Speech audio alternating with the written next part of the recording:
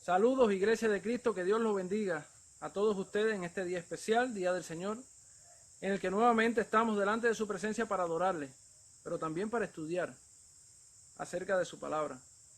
Este sermón lo empezamos la semana pasada, como le decía, estaba a estar compartido en dos partes. Esa primera parte que estudiamos la semana pasada, que les voy a hacer un breve resumen ahora antes de comenzar, y la segunda parte que tendríamos para el día de hoy. El título del sermón, se los recuerdo, es Lo que te hace caer, quítalo, y está basado en el texto que está en Mateo capítulo 18, versículos del 6 al 9, y que tratamos solamente en los dos primeros versículos. Hoy vamos a trabajar sobre los dos restantes. El pasaje de manera general dice lo siguiente: y cualquiera que haga tropezar a alguno de estos pequeños que creen en mí, mejor le fuera que se colgase al cuello una piedra de molino de asno y que se le hundiese en lo profundo del mar. Hay del mundo por los tropiezos, porque es necesario que vengan tropiezos, pero hay de aquel por quien viene el tropiezo. Por tanto, si tu mano o tu pie es ocasión de caer, córtalo, échalo de ti. Mejor te es entrar en la vida cojo o manco que teniendo dos manos o dos pies, ser echado en el fuego eterno.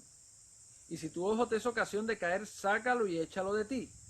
Mejor te es entrar con un solo ojo en la vida, que teniendo dos ojos, ser echado en el infierno de fuego.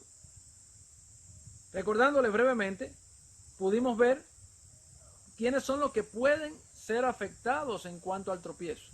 Para eso hicimos un análisis del contexto en el que fueron dichas las palabras por Jesús, y vimos que anteriormente, en el versículo 1, comienzan los discípulos a combatir o a tratar de discutir o de buscar quién era el mayor en el reino de los cielos.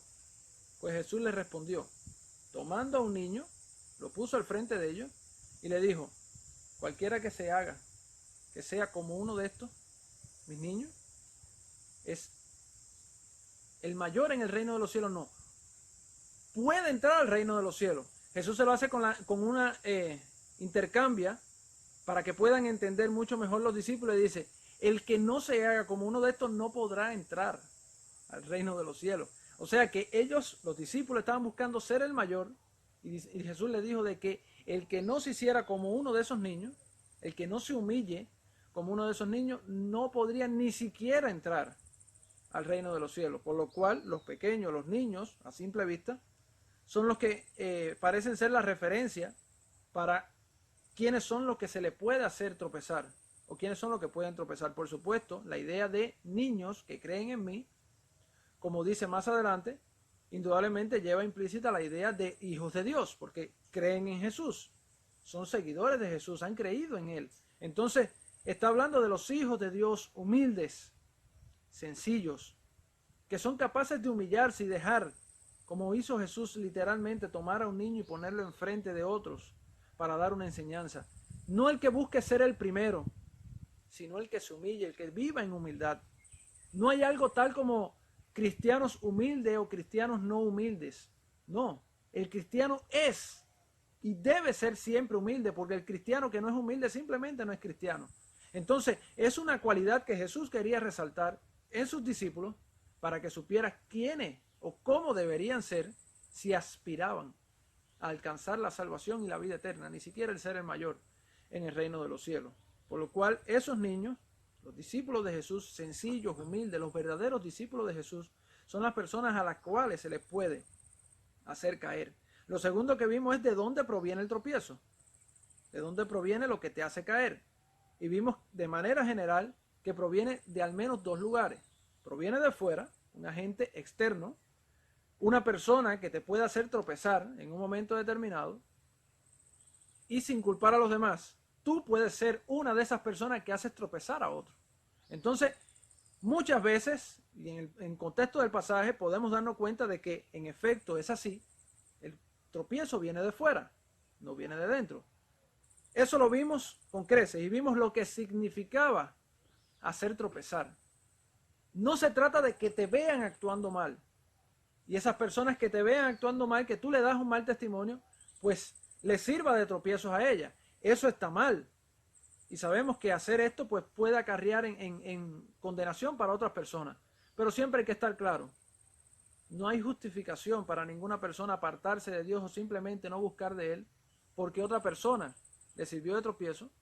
El problema está para la persona que sirve de tropiezo. Pero cuando vamos a la palabra utilizada para tropiezo, es la palabra escandalizo del griego, que significa incitar a pecar, a que la persona se arruine espiritualmente. Entonces, en este sentido, el servir de tropiezo o al hacer tropezar es incitar o aprobar el pecado de otra persona, o llevarlo o inducirlo a que peque al igual que tú, lo cual da a Jesús una alerta muy grande y le dice que mejor le fuera a esta persona que se le atase una piedra de molino de asno en el cuello y se le lanzase a lo profundo del mar. Sabemos y vimos qué es lo que es una piedra de molino de asno y cuán traumática puede ser una muerte de este tipo. Nosotros estamos para aprender y para evitar que cosas semejantes a esta nos pasen. Quizás usted crea que dentro de la iglesia cosas como esta no pueden pasar, pero evidentemente sí es posible que pasen. A veces las simplificamos, las minimizamos y creemos que son situaciones simples, pero no son tan simples. Es peligroso aprobar el pecado de otro e incluso decirle a otra persona que peque. Te voy a poner un ejemplo acerca de esto, muy sencillo, que esto lo hacen algunos padres. Tocan a la puerta de la casa y le dicen al hijo, mira, si es fulano, dile que yo no estoy aquí. ¿Ves un hecho tan sencillo como ese? Hiciste tropezar a uno de esos pequeños niños. Y te puso un niño literalmente. Todavía no sabemos si cree en Jesús. Pero incitaste ¿a qué? A que el niño pecara. ¿Y el niño qué hizo? Pues pecó. Porque dijo mentira. Papá sí estaba en casa o mamá sí estaba en casa. Sin embargo, tú le dijiste que dijera que si era tal persona, pues tú no estabas en casa. Es un ejemplo sencillo de cómo nosotros podemos incitar al pecado de otra persona. Eso puede llegar a niveles extremos, niveles muy altos, en el que una persona incluso pueda ser extorsionada para que no diga la verdad. ¿Ok? Entonces, hay muchas maneras de incitar al pecado a otra persona. Es lamentable que eso pase dentro del pueblo de Dios. Así que nosotros, la alerta también es para nosotros, para que no caigamos en errores semejantes. Sin embargo, quedó algo. Y es que hay otro lugar de donde proviene el tropiezo. Y ya no es de un agente externo, no es de otra persona. No es ni siquiera de nosotros mismos que podamos servirle de tropiezos a otros, sino de nosotros mismos que nos podemos servir de tropiezo a nosotros mismos. Con cosas que se pueden controlar, con cosas que podemos decidir qué hacer con ellas, porque nos están autoafectando a cada uno de nosotros. Entonces es ahí donde vamos a trabajar en este pasaje, en la segunda parte de este pasaje, y vamos a ver cuál es la enseñanza de Jesús para los que se dejan ganar por sí mismos y se hacen tropezar. Vamos a leer nuevamente Mateo 18, versículos 8 y 9, cuando Jesús le dice a sus discípulos, por tanto, si tu mano o tu pie te es ocasión de caer, córtalo y échalo de ti. Mejor te es entrar en la vida cojo o manco que teniendo 2 manos y 2 pies ser echado en el fuego eterno. Y si tu ojo te es ocasión de caer, sácalo y échalo de ti. Mejor te es entrar con un solo ojo en la vida que teniendo 2 ojos ser echado en el infierno de fuego. Evidentemente aquí lo que te puede hacer caer ya proviene de ti mismo, es algo que tú puedes controlar. Ojos, manos, pies, dice Jesús, que pueden ser ocasión de caer para ti. Es algo que nos puede hacer caer.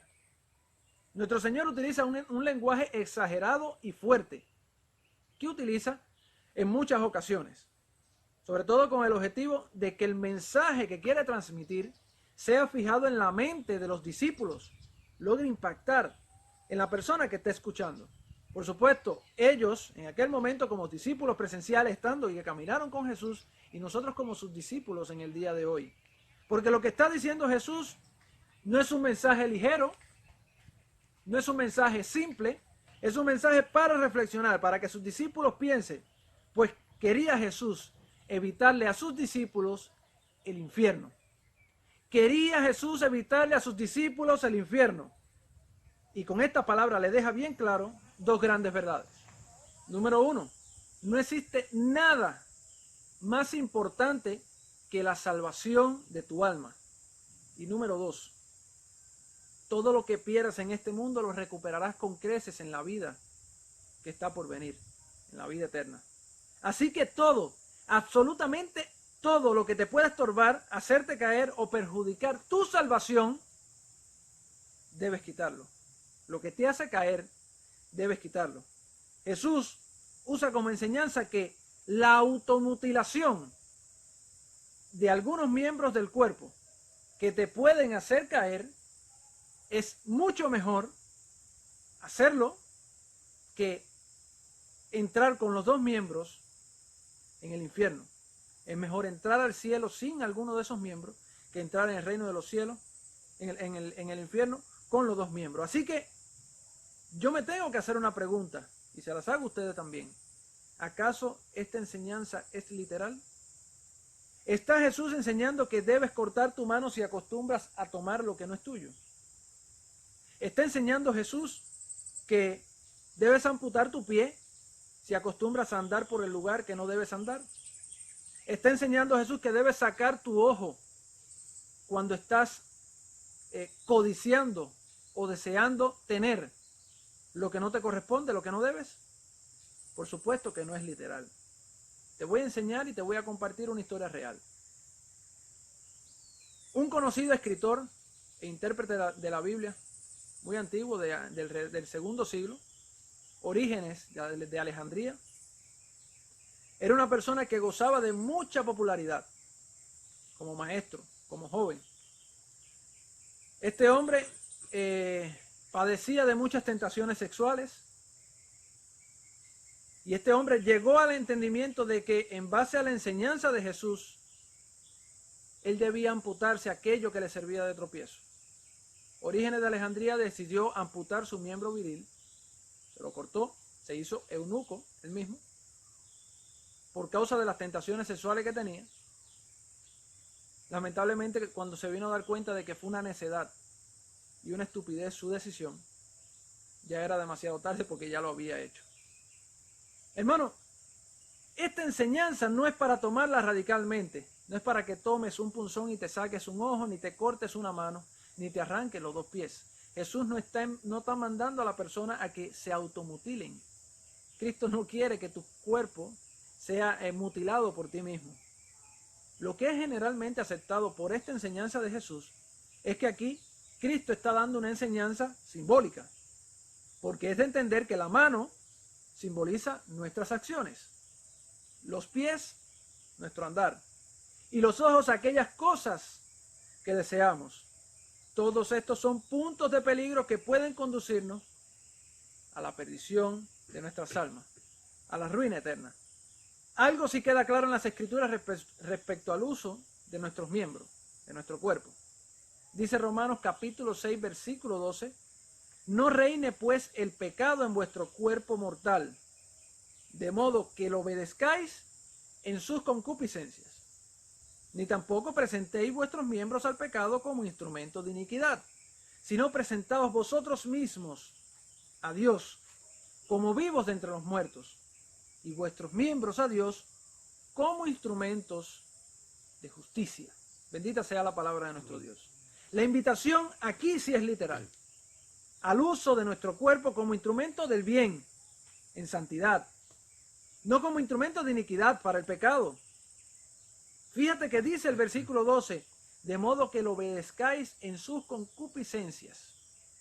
Sabemos que nosotros como seres humanos tenemos esa inclinación, que es la concupiscencia, a hacer el mal, a no utilizar las manos para sembrar una planta, sino para pegarle un golpe a una persona, al no utilizar nuestros ojos para ver el bien de la naturaleza como el que estamos viendo aquí, sino para desear la mujer ajena, a no utilizar nuestros pies para andar por los caminos correctos, sino por los caminos turbios de esta vida. Esa es la concupiscencia de nosotros, que nos inclina poco a poco a hacer lo incorrecto y no lo correcto delante de los ojos de Dios. Pero algo sí es importante, por el bien de la salvación, vale la pena sacrificar nuestros deseos, incluso lo que hacemos.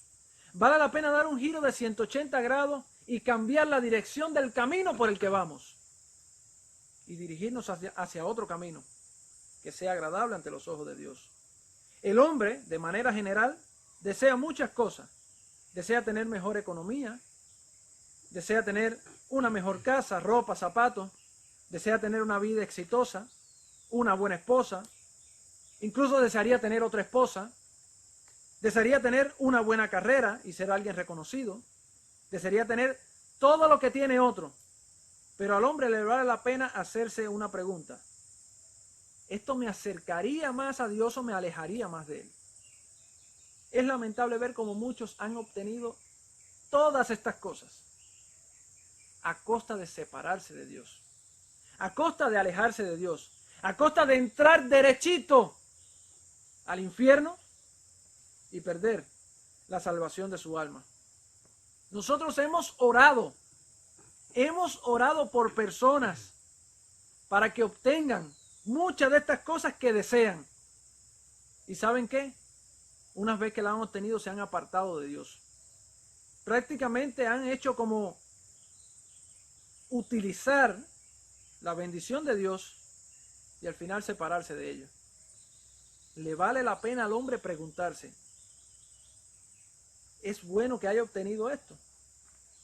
A todos y a cada uno de ellos Jesús les dice: mejor es ir al cielo sin haber obtenido nada de esto en la vida, que obteniéndolo, ir a parar al infierno.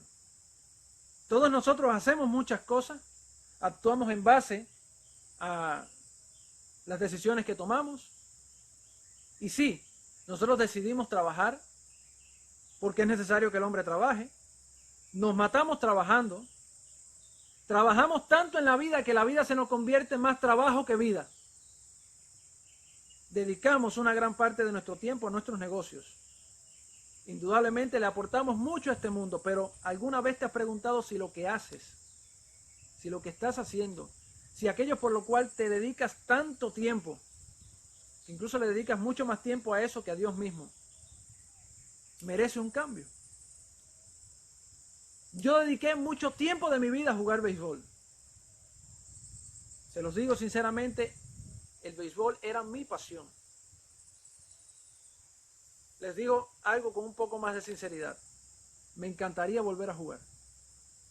Sin embargo, yo nunca me di cuenta, en los momentos que suponía yo que debía darme cuenta, que el béisbol me estaba alejando de Dios, que tenía grandes probabilidades de apartarme de Dios si yo seguía en el deporte. Cuánta necedad de mi parte en ese momento, porque yo estaba haciendo mi pasión, estaba dedicándole tiempo a mi pasión, lo que me gustaba hacer. Yo me sentía realizado, yo me sentía que estaba haciendo lo que yo quería hacer. Sin embargo, esto me estaba apartando de Dios. Vale la pena que entonces tú evalúes lo que estás haciendo. Recuerda, primero te puse ejemplos acerca de las cosas que nosotros deseamos, simbolizado por los ojos. Ahora estoy poniendo ejemplos de las cosas que nosotros hacemos, de las decisiones que tomamos, simbolizado por las manos, ¿ok? Y vale la pena que te hagas una pregunta y evalúes si aquellos a lo que te estás dedicando te aleja de Dios, y si te aleja de Dios, que hagas un cambio pronto. Tus caminos, los caminos por los que tú andas, simbolizado por los pies. Tus caminos, ¿con quién andas? ¿A qué te dedicas? Muchas veces nosotros creemos que andamos por el camino correcto, que nos andamos relacionando con las personas correctas, o incluso que esas personas nos están guiando por el camino correcto. Es mejor dejar de andar en determinado lugar y con determinadas personas por el bien de alcanzar la salvación, que seguir andando con esta persona o seguir andando por ese camino, ser echado al infierno. El Proverbio 16:25 dice: hay camino que parece derecho al hombre, pero su fin es camino de muerte. Precisamente el fin del camino es el importante para nosotros. Se trata de cielo o de infierno. Hermanos, la vida del cristiano está plagada de ocasiones de caer. Este mundo ofrece mucho tropiezo con cosas sencillas. ¿A qué le estás dedicando más tiempo con tus ojos? a ver una serie de televisión o a leer la palabra de Dios o a estudiar la palabra de Dios? Vale más sacrificar ese deseo, ese entretenimiento, por tal de dedicarle más tiempo a Dios. Son cosas sencillas que nos tienen a nosotros entretenidos en este mundo, que dejan de edificarnos, y no es que esté mal ver una serie, dejan de edificarnos para lo que Dios quiere, cuando leer la Escritura y estudiar la palabra de Dios sí puede edificarnos para lo que Dios quiere, para un bien eterno. ¿Qué te aconsejo? Dedícale más tiempo a lo que a Dios le agrada. Dedícate a cultivar mucho más cosas que tú puedas tener como fruto y que lo puedas recoger allá en el reino de los cielos. Si vas a ver una serie en algún momento, trata de que tenga un buen contenido. Si no tiene un buen contenido, busca las enseñanzas positivas y trata constantemente de que te aporte un bien para tu vida. Sacrifica tus deseos si van en contra de Dios. Si no van en contra de Dios, por supuesto, no tienes por qué sacrificarlo. Pero si tienes que hacer un cambio incluso de tu trabajo, ¿te imaginas que trabajaras en algo así como un burdel? ¿Te imaginas que trabajaras en un centro nocturno en el que haya un ambiente convulso que no te conlleve a ti a hacer lo correcto, sino lo incorrecto? ¿Merecería hacer un cambio de trabajo si trabajas en un lugar de esos? Por supuesto que sí. Mejor es sacrificar este tipo de cosas por el bien de la salvación que teniéndolas ser echado en el infierno. El problema está cuando te pasa como me ha pasado a mí. Cuando tienes que sacrificar ese anhelo que tanto has tenido, ese deseo. Yo anhelaba verme con el uniforme del equipo Santiago puesto. Sin embargo, mis hermanos, creo que hoy tengo un traje mucho mejor, un uniforme mucho mejor, el de la milicia de Cristo. Ese es mucho mejor para cada uno de nosotros. Al final, ninguna de las cosas que obtengamos en esta vida, ninguna de las cosas que deseamos, simbolizado por los ojos, como le enseñó Jesús, nada de lo que deseamos, ni carro, ni casa, ni una computadora, ni nada de las cosas que deseamos materiales tener en este mundo, nos las vamos a llevar hacia el reino de los cielos. Así que si alguna de estas cosas nos es ocasión de caer, es mejor no tenerla. Lo que te hace caer, quítalo automáticamente. El cristiano tiene que estar en una revisión constante de su vida, constante, evaluando y quitando aquello que le está sirviendo de tropiezo y aquello que no lo deja progresar. Jesús utilizó una palabra muy importante, que es la última de la cual haré referencia en este sermón, y nos dejó bien claro que si no quitamos lo que nos hace caer, ¿a dónde nos puede hacer caer? Entonces, este sermón fue dividido en tres partes. ¿Quiénes son los que pueden caer? A los que se les puede servir de tropiezo. ¿De dónde proviene el tropiezo? ¿Y a dónde caemos por causa del tropiezo? Y Jesús dijo una palabra bien clara: infierno. Infierno, hermano. Es hora de que tú reflexiones. Es hora de que los cristianos reflexionemos en lo que estamos haciendo.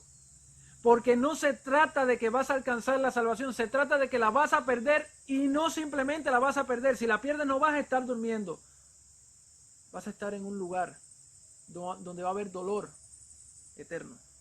¿Sabes qué? La palabra infierno aquí, y quiero que aprendas este detalle que proviene de esta palabra. La palabra infierno viene de la palabra Gena, que es la transcripción griega de Hinón, el valle de Hinón que está al sur de Jerusalén. Un lugar con asociaciones históricas nefastas, pero muy malas. Allí los israelitas apóstatas habían hecho quemar a sus hijos en sacrificios al dios Moloc. Sacrificaban a sus hijos a un dios falso, un dios diabólico. Una práctica que fue proscrita por el rey Josías para allá, para Segunda de Reyes, capítulo 23, versículo 10. Cuando la práctica de sacrificar a los niños pequeños, lo cual es símbolo de un dolor muy grande, yo no me imaginaría a una persona sacrificando a su hijo, a un dios. Yo no me imaginaría tal cosa. Y eso debe generar un dolor muy grande. Pero cuando esa práctica terminó y finalmente dejaron de practicar los israelitas este tipo de cosas, esto se convirtió en el vertedero de la ciudad. Allí los judíos aborrecían tanto ese lugar que echaban allí todo tipo de desperdicio de los consumos, de las cosas que tenían en la ciudad, y se convirtió en el lugar donde se incineraba la basura y también los cadáveres de los animales y de algunos criminales eran echados allí. Siempre era necesario el fuego para consumir los cadáveres y para evitar la putrefacción en ese lugar. Por lo cual es de imaginar, y es lo que se ha comprobado, que es un lugar que estaba ardiendo constantemente. Estaba prendido y echando humo constantemente. Por eso no es de extrañar que esto llegara a ser la figura, la palabra ajena, el valle de Hinón, llegara a ser figura del fuego eterno, lo cual es precisamente una figura del sufrimiento y el dolor eterno que ocurre en ese lugar al cual Dios nos quiere librar y no quiere que nosotros lleguemos allá. De manera general, mi hermano, tienes que entender esta verdad. El título del sermón: lo que te hace caer, quítalo. Sacrifica lo que tengas que sacrificar por el bien de tu salvación. Tus deseos, tus anhelos, tus planes, si van en contra de Dios, sacrifícalo. Es mejor entrar a la salvación sin ninguna de esas cosas que teniéndolas todas ser echado al infierno, a ese lugar donde va a haber tormento y dolor eterno. Nunca cometas el error de servirle de tropiezo a otra persona. Cuando venía de camino compartía con los hermanos y le decía: mira, aun cuando sea una persona del mundo quien necesite que tú le des un consejo, dale el consejo de parte de Dios. El hecho de que sea del mundo no le da la libertad a la persona de cometer pecado y de tropezar delante de los ojos de Dios. Simplemente dale el consejo de parte de Dios para que sepa qué es lo mejor que va a hacer. Al final la paga del pecado es muerte. O sea que nosotros no podemos ni siquiera con las personas de fuera, con las personas del mundo, incitarle o aprobar el pecado en ninguno de ellos. Así que, hermano, la enseñanza es bastante abarcadora, por eso la tratamos en par de domingos. Espero que para ustedes le haya servido de bendición y sobre todo que sigamos cultivando nuestra vida cristiana, sobre todo en estos tiempos difíciles, en los que no podemos congregarnos en el local, en el que estamos perseverando, y sé que ustedes lo han hecho lo mejor de lo mejor, porque se les ve que están firmes en la fe y han permanecido en todo este tiempo. Incluso algunos hermanos se han añadido al cuerpo de Cristo. Permanezcan firmes en la fe, sigan cuidando su vida cristiana y luchen por alcanzar la salvación y la vida eterna, quitando todo lo que pueda entorpecer ese proceso y ese camino hacia la salvación. Que el Señor los bendiga a todos ustedes, mis amados hermanos, que los amo con el corazón. Los invito a tener una oración para despedirnos. Oremos. Eterno Dios, en el nombre de Jesús, te pedimos que perdones nuestros pecados, que no nos tengas en cuenta y que este culto de adoración que te hemos brindado sirva de bendición. Ten misericordia de nosotros y ayúdanos a seguir creciendo. No nos tengas en cuenta, Señor, las veces que podemos fallar, y ayúdanos a rectificar en cada una de las cosas que nosotros fallamos. Sobre todas las cosas, Señor, ayúdanos a quitar lo que nos hace caer. Ayúdanos a no servirle de tropiezo a otras personas, mucho menos invitarlas o incitarlas a que cometan pecado. Te pedimos en el nombre de Jesús que esta adoración haya sido agradable a ti y que cada momento y cada punto haya sido recibido en tu trono de gracia. Que tu misericordia nos cubra y que siempre seamos recibidos por ti. Bendice a tu pueblo, bendice a la iglesia en Cristo Jesús, donde quiera que estés. Bendice a la iglesia acá en el 27 también. Y líbranos de toda especie de mal. Quédate siempre con nosotros y llévanos a hacer cada día más lo que es agradable a ti. En el nombre de Jesús oramos. Amén. Amén.